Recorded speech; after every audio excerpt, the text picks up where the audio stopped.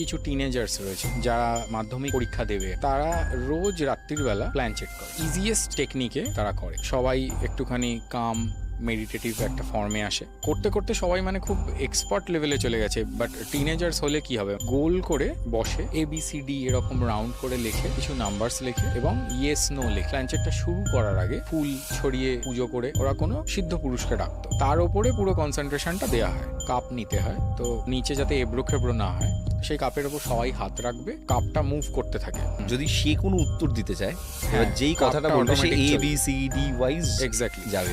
এটা যে কেউ করতে পারে, যে কেউ এভাবে ডাকতে পারে। তো সামনে মাধ্যমিক পরীক্ষা, তারা জিজ্ঞেস করেছে যে কে কোন ডিভিশনে পাশ করবে, বলেছে যে কেউ ফার্স্ট ডিভিশন পাবে, কেউ সেকেন্ড ডিভিশন পাবে, যা যা বলেছে তা হয়েছে। উত্তর যা যা আসতো সব মিলতো। এটা করতে করতে কোনো একটা ভাবে কোনো অন্য এন্টিটি হয়তো এসে গেছিল, যাকে ডাকা হচ্ছে তার বদলে অন্য কেউ চলে করতে করতে এরকম মানে কোনোভাবে শরীরে প্রবেশ, পজিশন